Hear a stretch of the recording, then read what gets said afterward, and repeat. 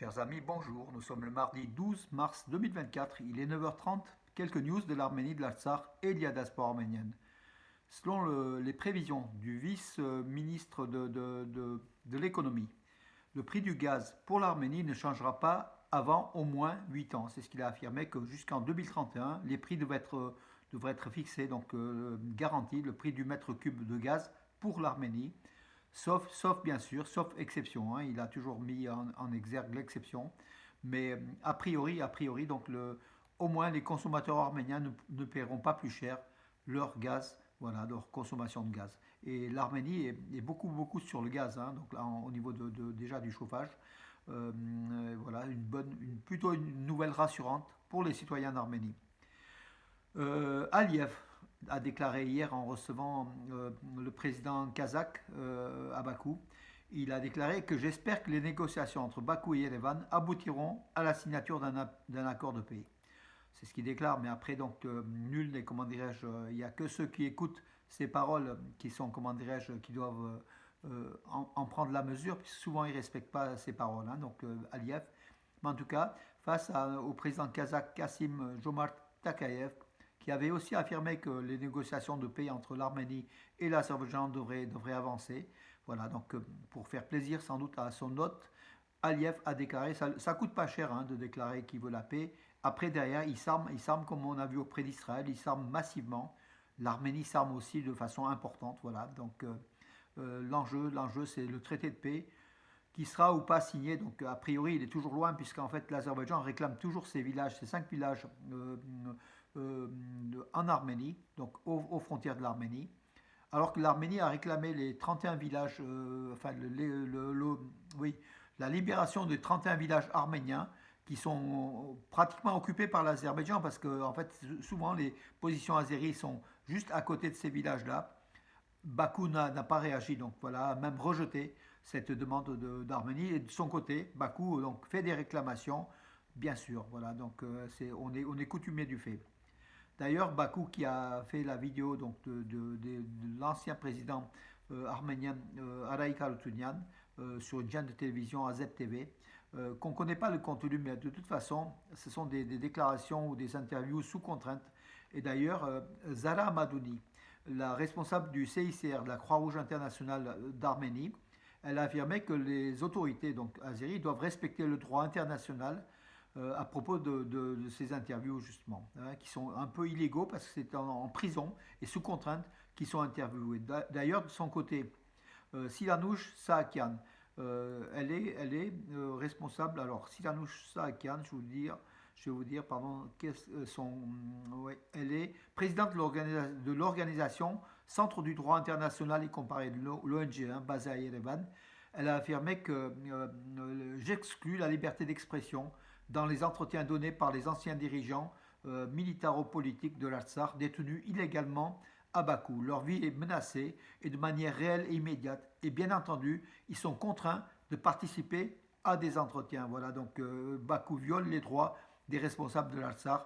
Ils doivent exprimer un point de vue contre leur opinion. Donc voilà, donc c'est sous la contrainte en fait qu'ils sont interrogés. Donc du coup, toutes les paroles prononcées par les anciens dirigeants de l'Artsakh aux chaînes de télévision azéries sont nulles et non avenues, puisque tout simplement c'est sous contrainte et c'est pas dans des conditions libres. Donc nous on n'écoutera pas ce qu'ils disent de toute façon.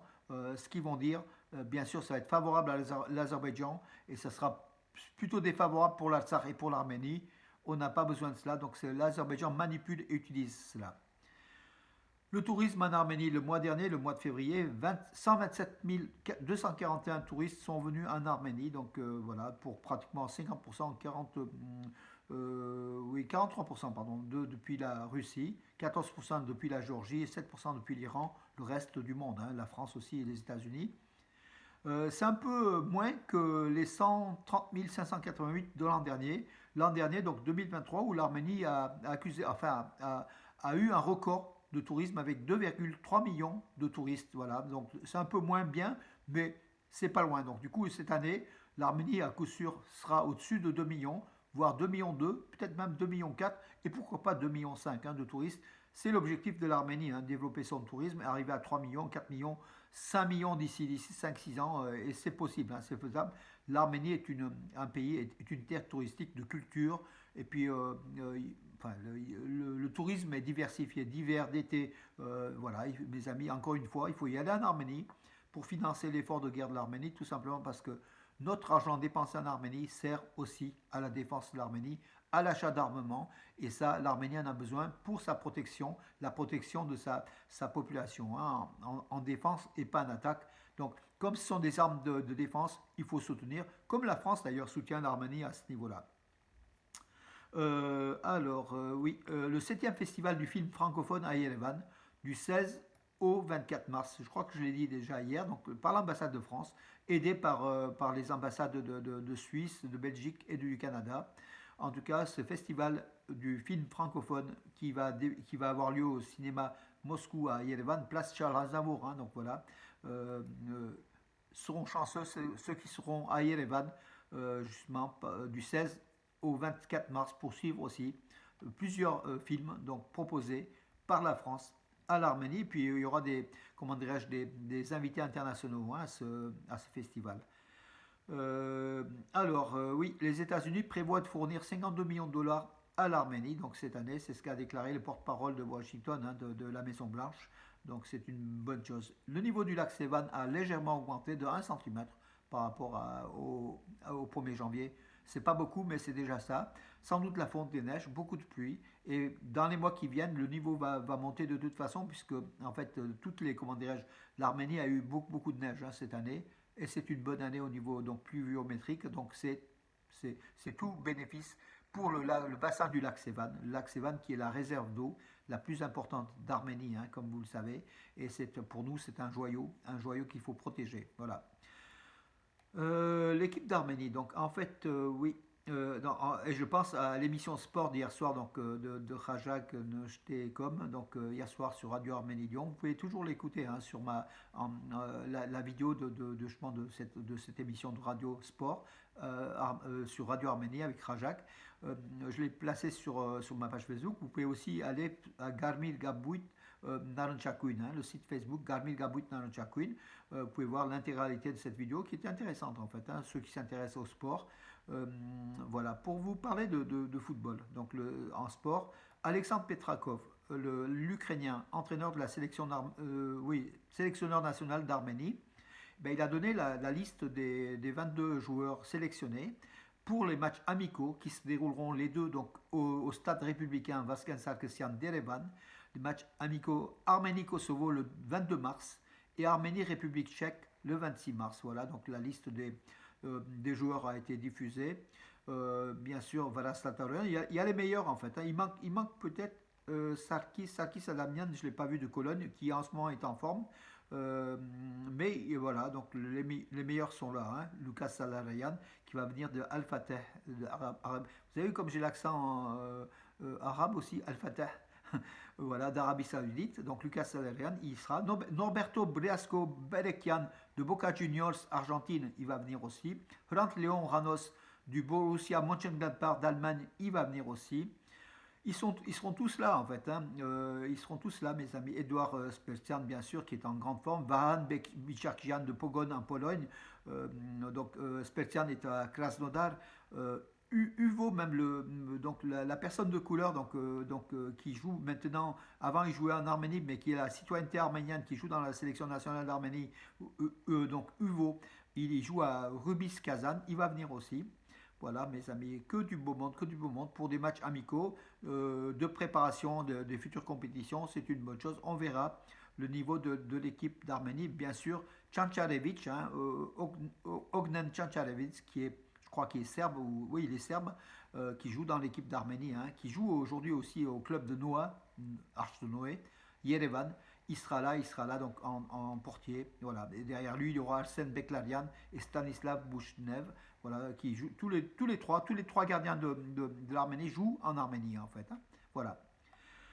Voilà mes amis, pour aujourd'hui, j'en ai terminé. C'est assez bref, mais bon, vous apprécierez des fois quand c'est bref, vous aurez plus de temps par ailleurs, en tout cas, pas de nouvelles très importantes de l'Arménie, à part que si en ce moment, Nicole Pachinian, donc le Premier ministre arménien, fait une longue, très très longue conférence. Donc on verra les résultats. Il va parler de tout, hein, de la défense, du social, de politique étrangère. Je vous ferai quelques news ce soir, enfin pardon, ce matin même sur armenews.com, le site des nouvelles d'Arménie Magazine. Et puis demain, je vous détaillerai aussi s'il y a des éléments clés qui ont été discutés. Derrière moi, vous le voyez, mes amis, l'Artsakh, le Haut-Karabakh, territoire arménien depuis la nuit des temps, peuplé par les Arméniens depuis 3, 5 000 ans, 8 000 ans, peut-être même 12 000 ans, voilà, ça va jusqu'aussi loin, hein, au niveau de certaines analyses de l'ADN des femmes arméniennes de l'Artsakh et de l'Arménie. Voilà, donc avec les 5 provinces, 1700 lieux de patrimoine arménien, un seul, même pas azéri, puisqu'il était iranien à Chouchi, hein, donc le Chouchi, donc le, comment dirais-je, la mosquée chiite, voilà, qui était construite dans le 18e, 16e, non, 17e siècle, pardon, même pas dans le 18e siècle. Voilà, donc ce patrimoine arménien, joyau donc de l'essence même de la nation arménienne, avec Amaras, ou le fils de Krikoris, donc qui est là, la première école arménienne qui a été fondée à Amaras par Mesro Pashtots, est aux mains des Azéris. Voilà mes amis, donc vous verrez cette carte. Pour ceux qui sont de la région de Valence, j'ai encore une centaine de ces cartes-là à fournir gracieusement.